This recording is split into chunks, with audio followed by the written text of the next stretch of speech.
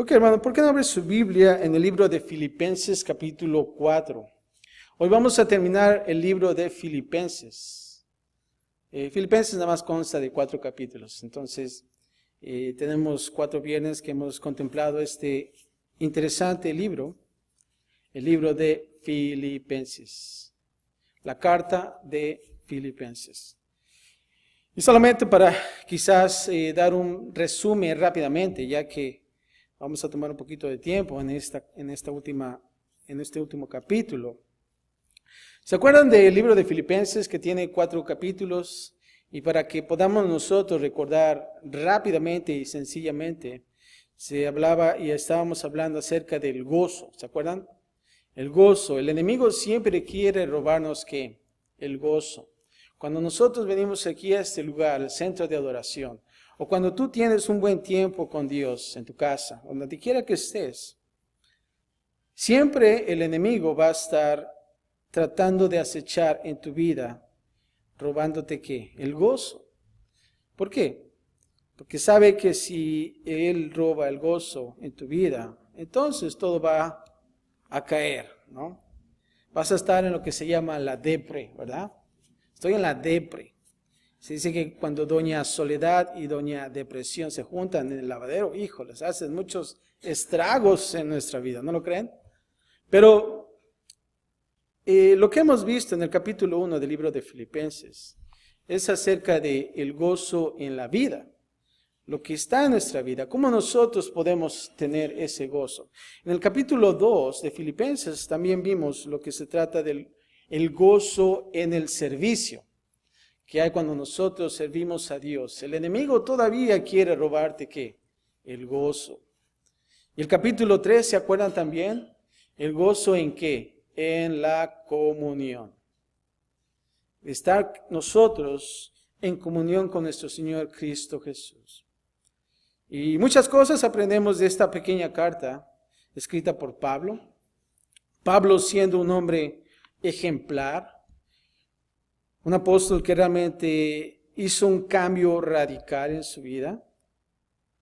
¿Se acuerdan que él perseguía y obtenía cartas para qué? Para matar a los cristianos. Imagínense.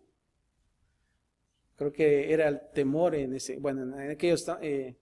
aquellos tiempos cuando no conocía a Cristo Jesús. Se llamaba ¿qué? Saulo, ¿no? Pero también observamos que Pablo era una persona bien estudiada. Realmente sabía la palabra de Dios. No era una persona ignorante. Él conocía de la palabra. Sin embargo, no la tenía correctamente en su corazón. Pero realmente él hace un cambio radical en su vida. Y ahora en el capítulo 4 vamos a ver el gozo en las recompensas. ¿A quién les gustan las recompensas? A todos, ¿no? A mí me gustan mucho las recompensas, ¿verdad? Cuando tus papás te decían, si haces esto, te voy a regalar una paleta payaso, ¿verdad? Híjoles, ahí estamos, tú dándole duro, ¿verdad?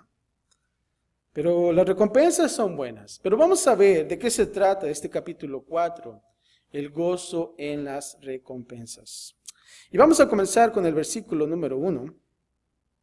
Y vamos a ver de este capítulo, el gozo en las recompensas. Vamos a partirlo en 3 secciones. La primera sección, la parte número 1, va a ser del versículo 1 al 3. Y van a ser exhortaciones.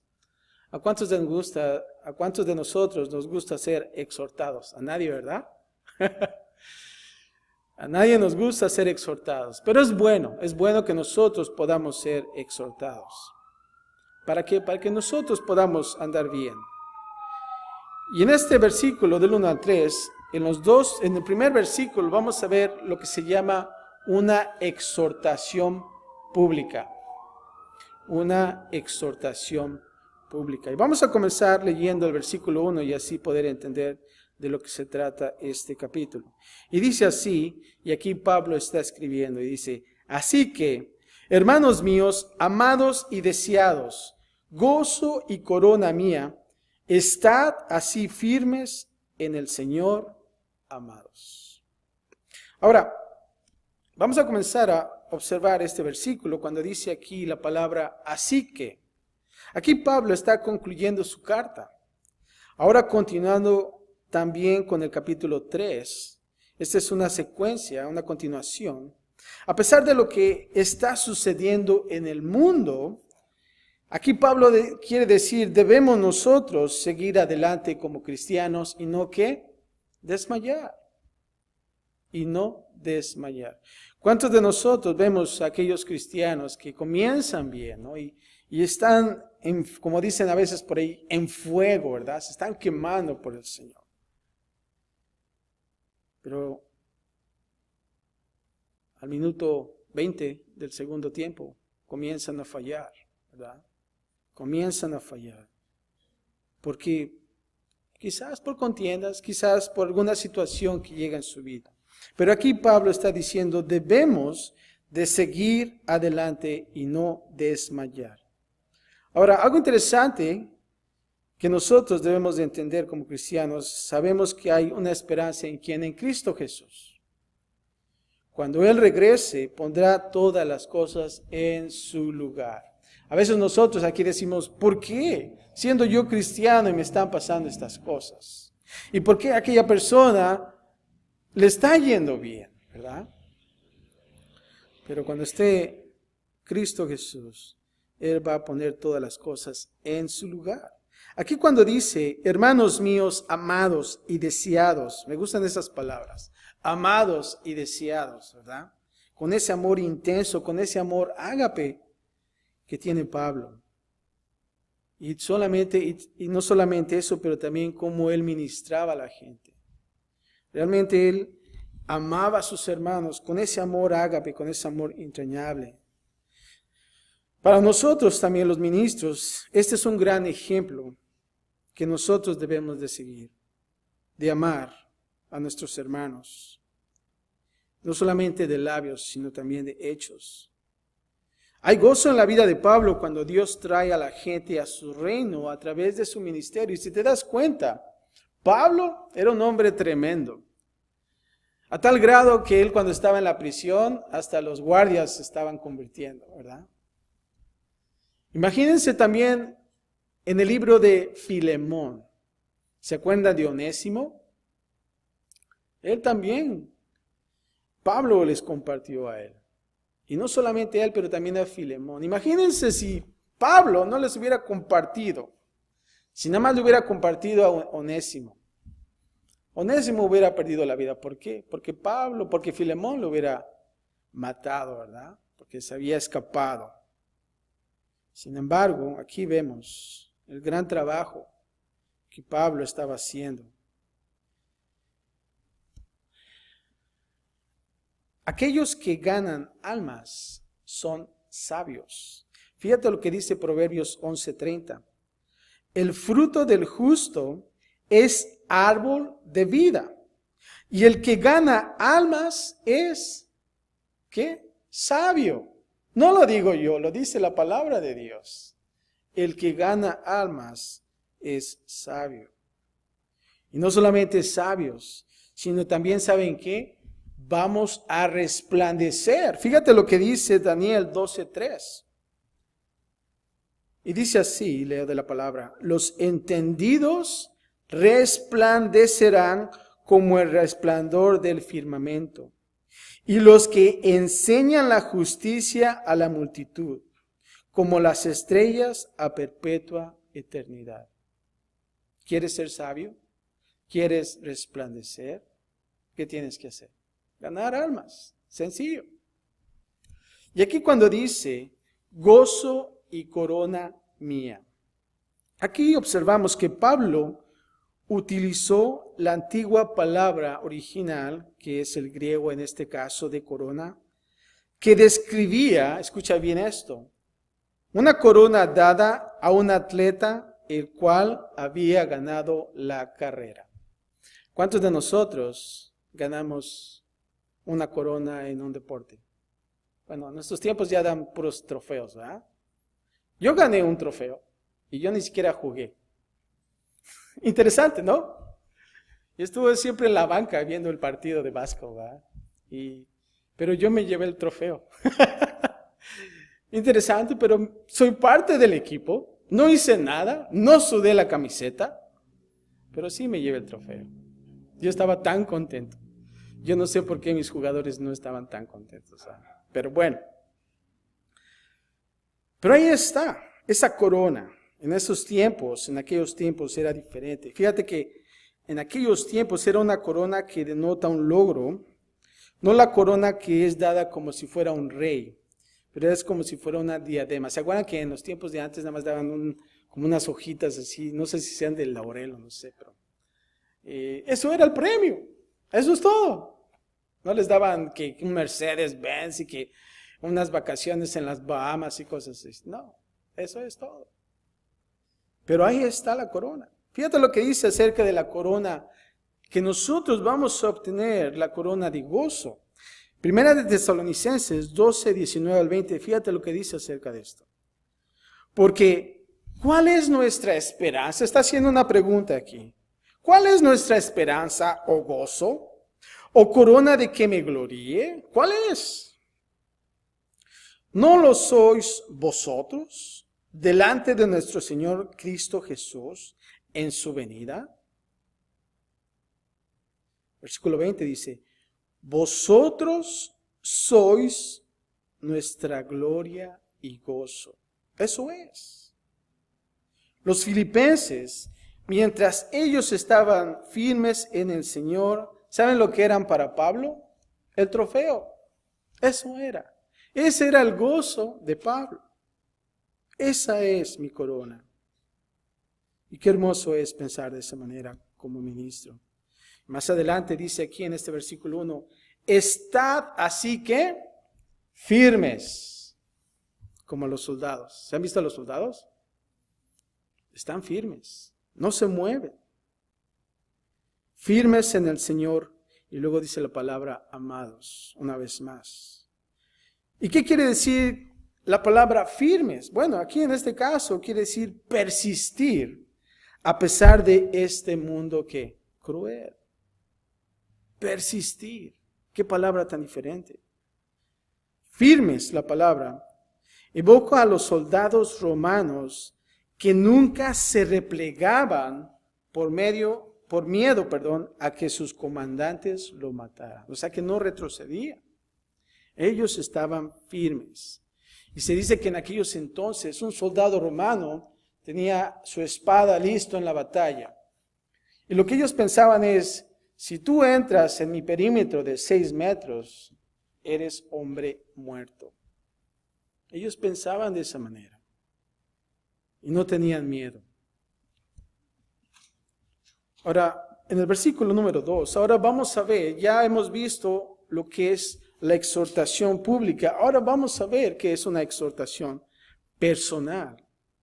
Y aquí dice el versículo 2, ruego a Evodia y a Síntique, para nombrecito, ¿verdad? Pero bueno, que sean que de un mismo sentir en el Señor. Aquí ya está hablando y refiriéndose a dos personajes. ¿A quién? A Evodia y a Síntique. Y les está regañando, sean de un mismo sentir. Pero yo siento que cuando Pablo estaba aquí compartiendo esta carta, lo estaba haciendo más en amor, ¿verdad? Sean de un mismo sentir. Aquí cuando dice la palabra ruego, dice llamo a, que puede ser de un modo de exhortación. Él los está llamando, hey, Evodia, hey, Síntique. Y cuando dice sentir, ¿qué quiere decir eso? No es el sentir que nosotros tenemos como definición en nuestras mentes, pero es más de estar en una misma mente, de la misma manera que nuestro Señor Cristo Jesús. Ahora observamos aquí en este pasaje estos dos personajes en Filipo. Ahora lo interesante de estos dos personajes es que ellos eran influyentes, como muchas mujeres en la iglesia de Filipenses. Y tú lo vas a observar en Hechos capítulo 16. Si quieres indagar más acerca de estos dos personajes y cómo la iglesia en Filipenses, ahí lo vas a encontrar.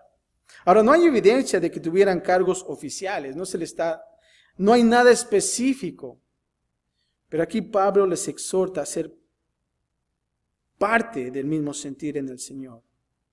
Y Pablo está diciendo, ¿sabes que no hay tiempo para disputas? No hay tiempo para contiendas. Sean de un mismo sentir en el Señor.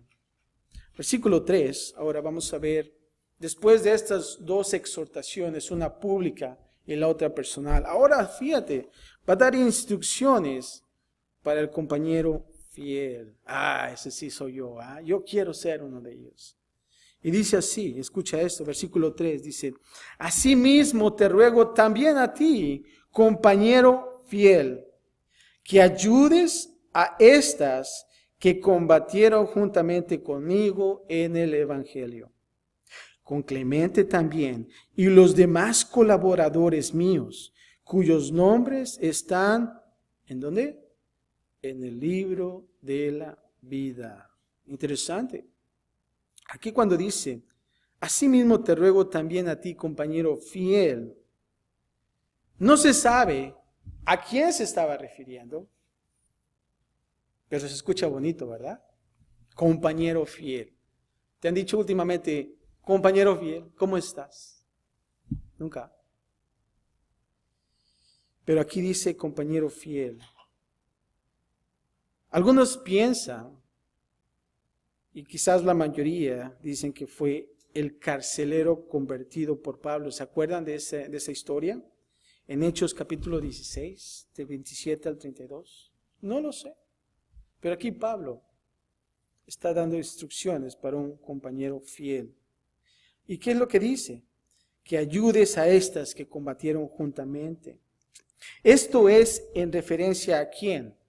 A Lidia y otras mujeres, que fueron también instrumentos para el nacimiento de esa iglesia en Filipenses.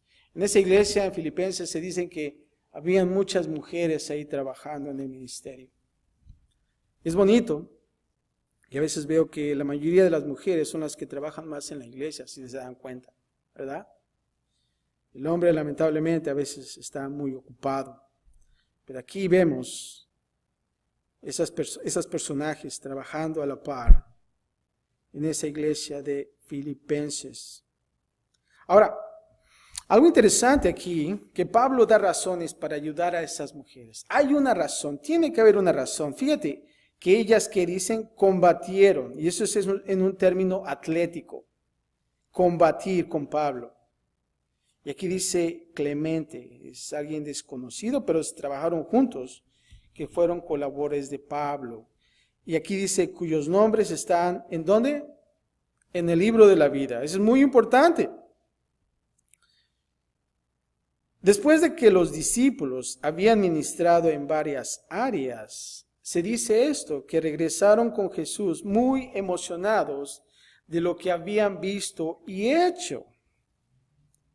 Estaban bien asombrados de lo que estaba pasando. Tú lo vas a encontrar en Lucas 10:20. Quizás no estás entendiendo la historia, pero son estas personas que van y comparten de Cristo Jesús. Y estaban asombrados. Y decían así, fíjate, Señor, aún los demonios se nos sujetan en tu nombre. Bien emocionado. ¡Wow! ¡Qué interesante!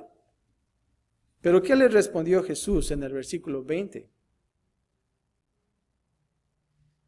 Pero no os regocijéis de que los espíritus se os sujetan, sino que regocijaos de que vuestros nombres estén escritos en los cielos. Eso es lo más importante, ¿no? Podemos nosotros ver, wow, eso es lo de Dios, eso es asombroso cómo aún los demonios se sujetan, ¿verdad? Y vemos ahí muchas iglesias que están ahí, tantas cosas que están haciendo. Pero nosotros debemos de regocijarnos más en que vuestros nombres estén escritos en el libro de la vida. Eso es muy importante. Y aquí Jesús lo está poniendo claro. En la segunda parte, del versículo 4 al 9, vamos a ver más instrucciones en qué? En andar en el camino. Como cristianos nosotros debemos de qué? De andar.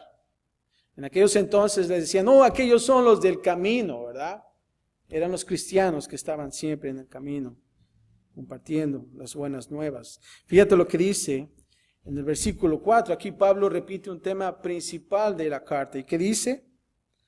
Dice así: regocijaos en el Señor, ¿cuándo? Siempre. No cuando solamente hay bendición. Siempre. Regocijaos en el Señor siempre. Y una vez más dice, otra vez digo, regocijaos. No podemos regocijarnos en las circunstancias. Tú puedes decir, ¿cómo puedo regocijar si mi perro se acaba de morir, no? Pero ¿sabes qué? Nosotros podemos regocijarnos en el Señor. Eso es lo importante. Versículo 5. Vamos a ver una disposición gentil con todos los hombres y vamos a entender qué es acerca de esto. Y dice así: vuestra gentileza sea conocida de todos los hombres. Y dice, el Señor está cerca. Si tienes un marcador, por favor, marca ahí tu Biblia. El Señor está cerca. Si tienes un iPad o un iPad, márcalo con un clavito y se te va a quedar para siempre. Hasta vas a llorar. El pastor me dijo que rayar y ya lo eché a perder. El Señor está cerca. Ahora, aquí la palabra gentileza, el significado es muy extenso y es bien importante que nosotros como cristianos entendamos esto. ¿Por qué? Porque Pablo está diciendo aquí, vuestra gentileza sea conocida a todos los hombres.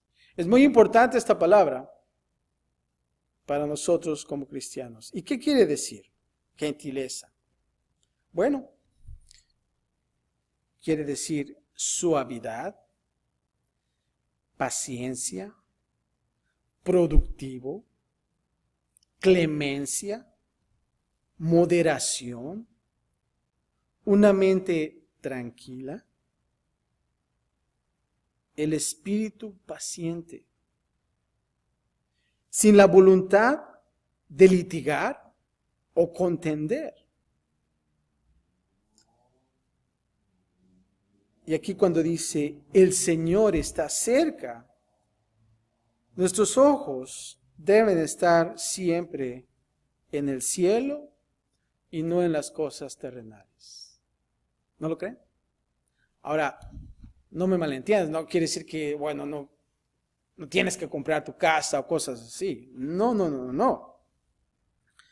Pero realmente, tú debes de poner tus ojos en lo que está en el cielo, no en la tierra. Y eso es en cuanto al afán. ¿Cuál es tu afán en este mundo? ¿Se acuerdan de la vida de Abraham? Abraham vivió y era un hombre muy rico. Él pudo haber convertido o construido un palacio. Sin embargo, ¿sabes qué? Él se mantuvo viviendo ¿en qué? En tienditas, en tiendas. Y es para que nosotros entendamos algo. Que nosotros, y eso nos da a entender algo, que nosotros debemos de poner nuestra mirada siempre en el cielo. Así como Abraham. Y eso es el significado. Que realmente este no es nuestro mundo. Y aquí Pablo nos exhorta a vivir que moderadamente y no tener una vida que extravagante. Es muy importante. Versículo 6, ahora vamos a ver una vida viviendo en oración. Y dice así el versículo 6. Por nada estéis afanosos, sino sean conocidas vuestras peticiones delante de Dios. ¿En qué? En toda oración y ruego. ¿Con qué? Con acción de gracias. Aquí dice, por nada estéis afanosos. Ahora, ¿cuál es la definición de la palabra afán?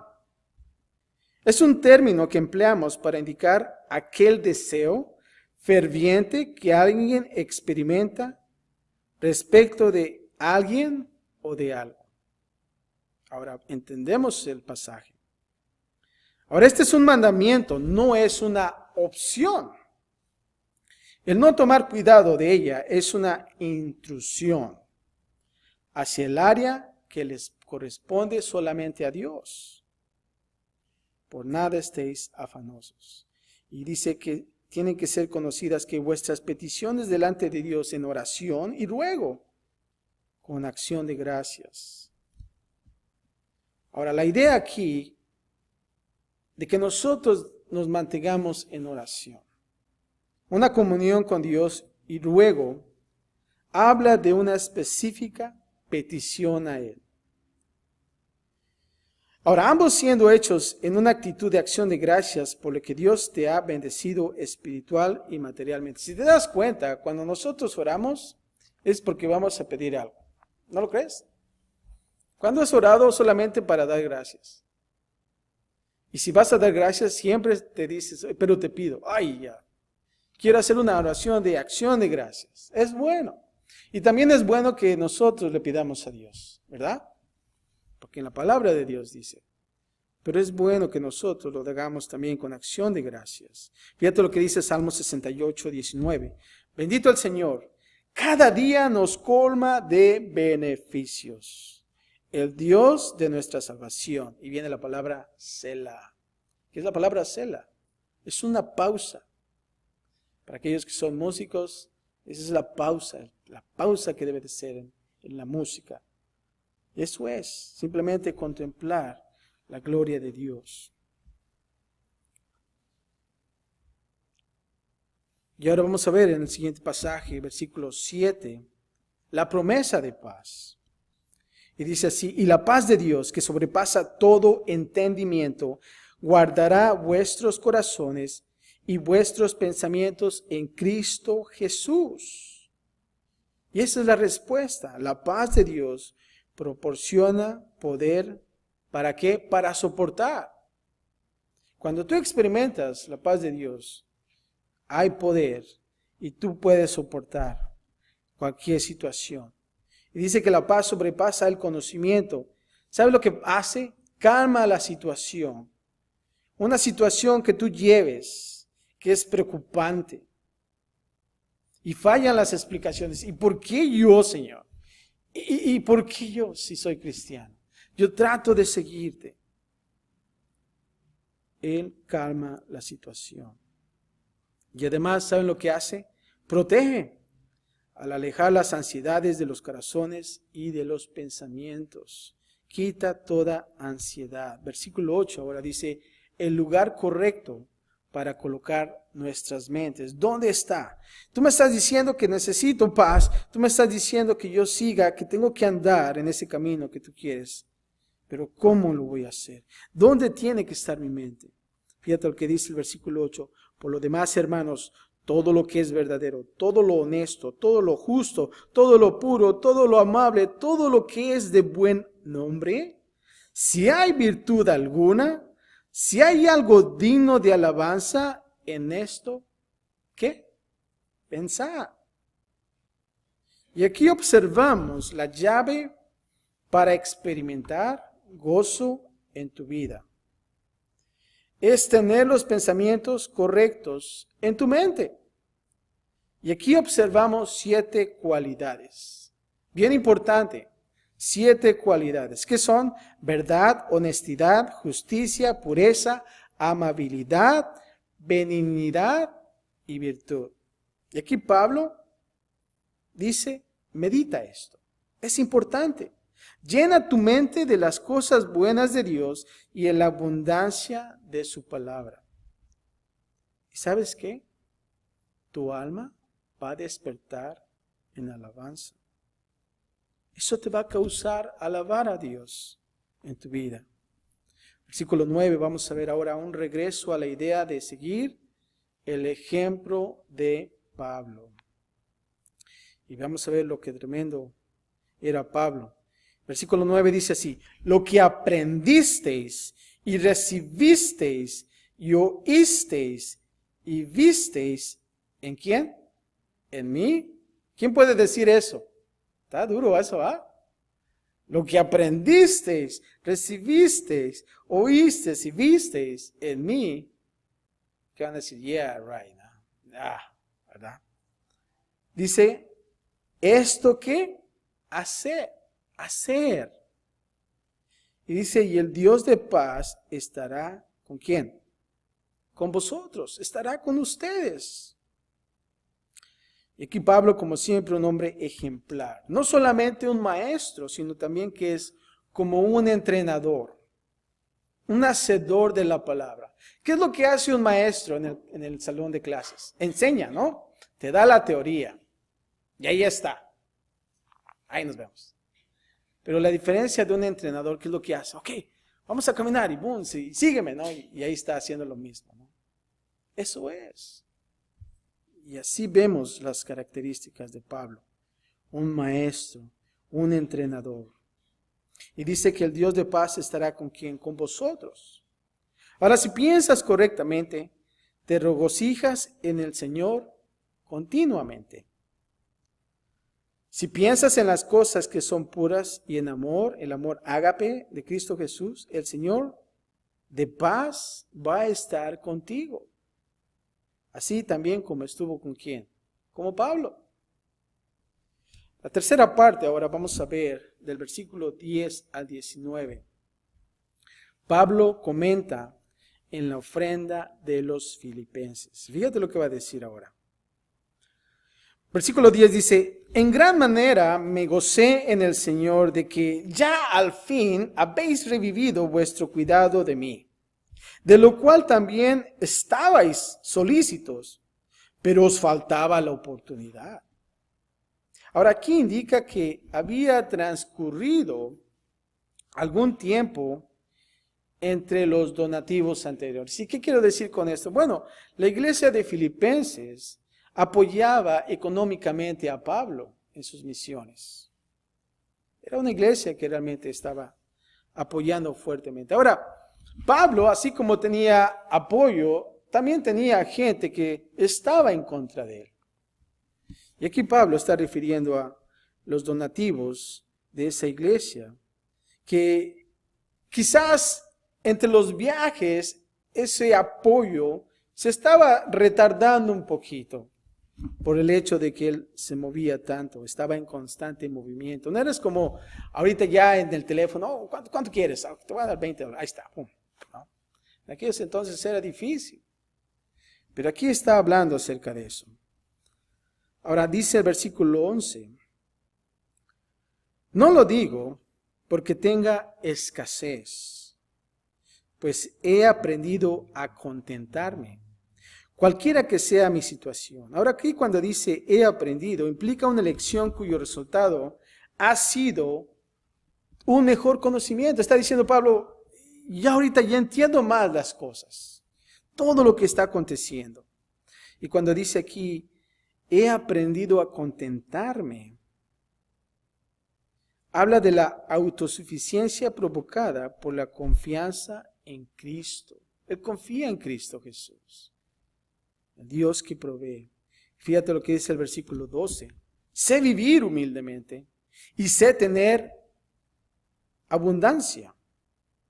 En todo y por todo estoy, ¿qué? Enseñado. Este Pablo era una persona bien entrenada. Y así estaba humildemente también cuando tenía mucha abundancia. En todo eso yo he sido enseñado. Y dice así para estar saciado como para tener ¿qué? Hambre. Así para tener abundancia como para ¿qué? Padecer de ¿qué? Necesidad. Él estaba en los dos lados. Tenía la experiencia. Aquí la palabra sé es el resultado de evaluar varias circunstancias. Las situaciones difíciles conllevan, ¿saben qué? Vivir humildemente. Y es importante que nosotros aprendamos de eso. Aquí cuando dice hambre y necesidad, vemos aquí el contraste. La parte buena es la abundancia y el estar saciado.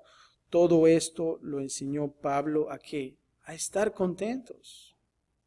La pregunta es para nosotros, ¿estamos contentos con lo que tenemos? Versículo 13 dice, todo lo puedo en Cristo que ¿qué? Que me fortalece. Todos conocemos ese pasaje. Todo lo puedo en Cristo que me fortalece. En otras palabras, aquí está diciendo Pablo, el Señor está conmigo. Puedo hacer todo a través de Él. Y sí lo hace.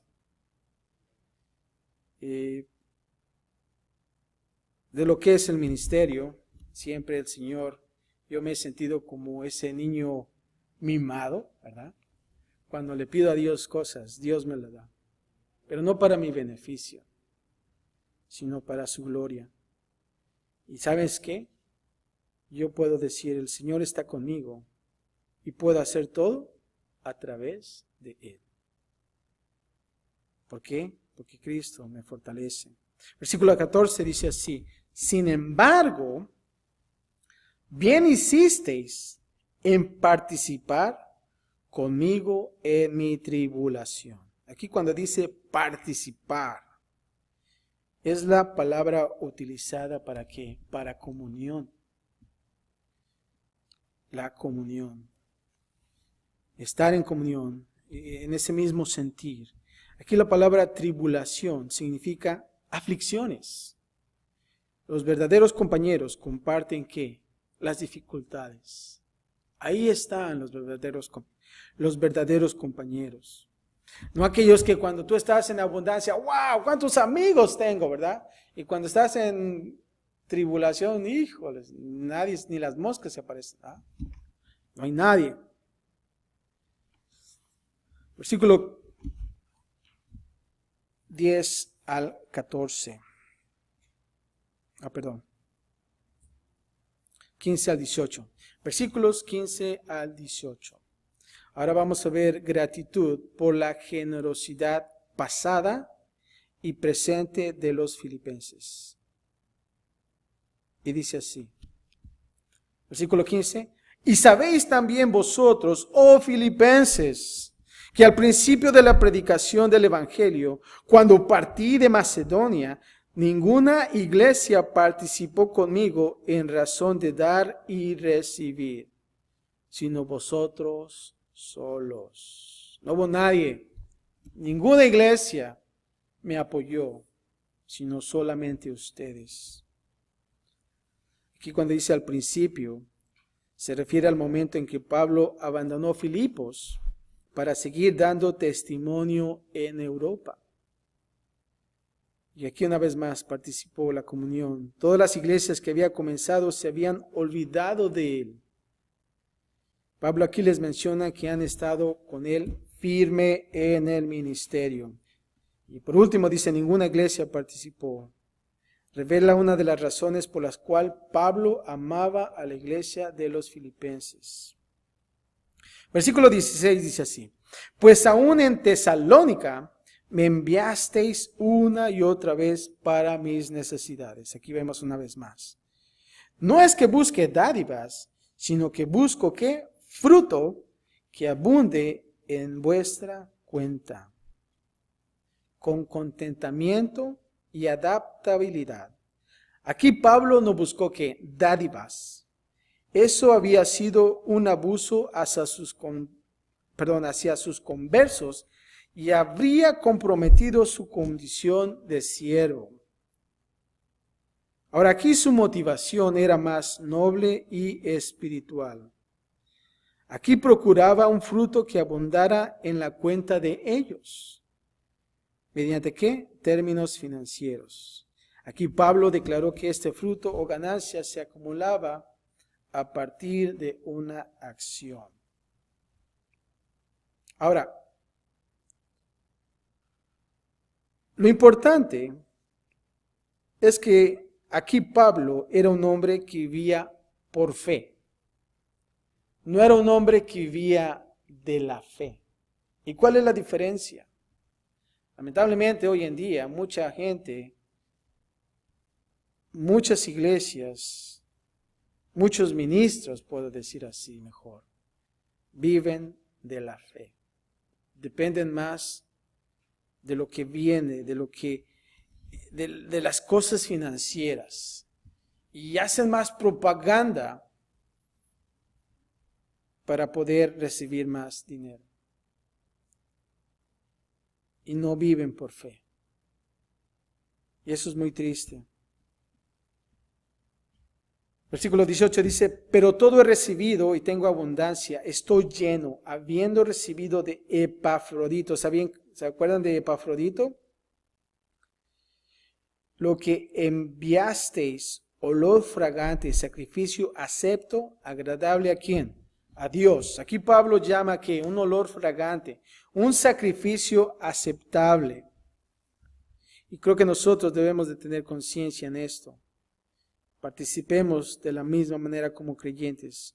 No dejemos que el enemigo nos dé razones para no dar dentro de lo que es el ministerio. Ahora, no estoy hablando, y nunca he hablado acerca de este tema, pero también no dejes que el enemigo apodere tu corazón de esa manera, sino que nosotros podamos dar.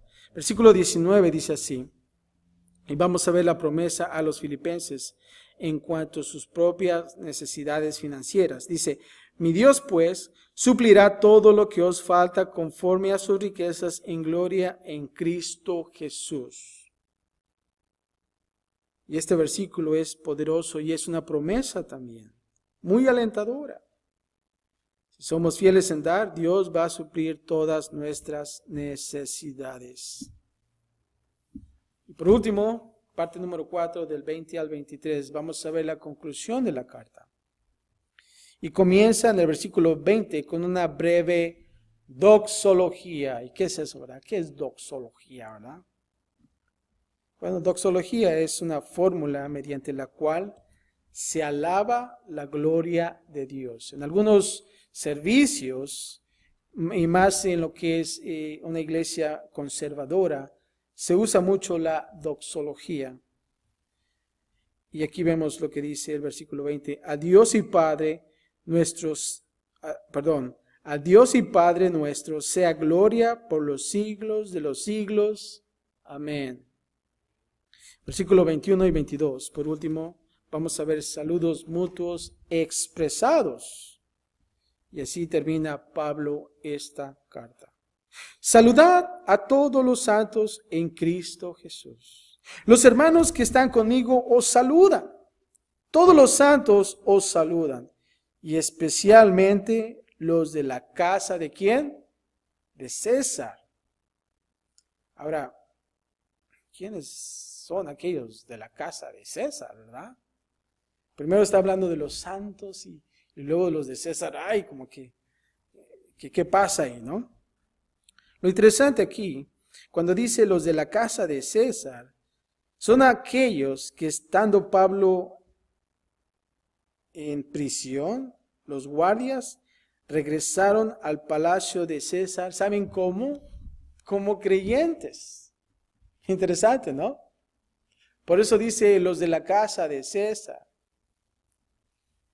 Y sabemos que César no era un personaje bueno. Pero estaba diciendo de aquellos guardias que conocieron a Cristo Jesús. Y qué hermoso es. De que aún así Pablo en prisión, a pesar de que él estaba ahí, no estaba rogando, por favor sáquenme de aquí porque ya no aguanto, ¿verdad? No. Le saluda a aquellos guardias de la casa de César. Y versículo 23 dice, la gracia de nuestro Señor Jesucristo sea con todos vosotros. Y dice, amén, así sea. Y así termina esta carta. El gozo en las recompensas. La pregunta es, ¿cuál es tu afán en la vida? ¿En qué estás afanado? ¿Qué es lo que te motiva cuando tú te despiertas temprano? Si vas a trabajar a las 5 de la mañana, ¿verdad? ¿Cuál es tu motivo? ¿Cuál es ese afán que tienes? ¿Cómo es tu vivir en este mundo? Y creo que como nosotros, como cristianos, aquí Pablo nos enseña cómo vivir en gozo. Y me gusta esta carta porque en el capítulo 1 habla acerca de la vida cotidiana que nosotros tenemos. Y así dentro de esta carta también nos dice que nosotros debemos de despojarnos. Así como Cristo Jesús que se despojó de qué? De su divinidad. Y la pregunta es, ¿qué nosotros nos vamos a despojar? A veces nosotros no queremos despojarnos de cosas que todavía obstruyen nuestro andar con Dios. Y no solamente eso, pero Pablo aquí en la carta de Filipenses, en los otros capítulos, nos dice en lo que es el contraste, en lo que es la carne y lo que es en el espíritu. Y como Pablo nos dice que nosotros debemos de andar ¿qué? En el espíritu. Lamentablemente a veces observamos que hay aún así todavía aquellos cristianos que están en la carne. Pero aquí Pablo dice que nosotros debemos de estar aquí en un mismo sentir, en esa mente, en la misma mente que ¿quién? Como nuestro Señor Cristo Jesús. Así es que no dejes que el enemigo robe el gozo en tu vida, en el servicio, en la comunión con Cristo Jesús y mucho menos en las recompensas. Padre, te damos gracias, Señor, por tu palabra. Gracias, Padre, por esta carta que tú nos has dado el privilegio de poder observar, de leer, Señor, y de aprender también, Señor. Hemos observado también lo que es la vida de Pablo, Señor, también de los hermanos, Padre, que estaban en aquellos entonces. Y como ellos también, aún así combatieron, Padre, fueron compañeros de milicia, Padre. Te pedimos, Padre, que nosotros como iglesia podamos continuar, Señor. No hay tiempo para contiendas, no hay tiempo para retrasos, Señor, porque sabemos que tú estás cerca. Ayúdanos, Padre, a ser hombres de tu palabra, que nosotros podamos andar en tus caminos, Señor. Y gracias, Padre, por esta porción de la noche que tú nos das, Señor. Y ahora, Padre, al salir de este lugar, que nosotros caminemos con gozo en nuestra vida, que nosotros caminemos con gozo al momento de servir, Señor. Que nosotros estemos en gozo en esa comunión contigo, Señor. Padre, de saber que en las recompensas, de la misma manera como Pablo, Señor, de ver otras personas que también han llegado a conocerte, Padre, y están escritos en el libro de la vida, Señor. Gracias, Padre, por todo. En Cristo Jesús.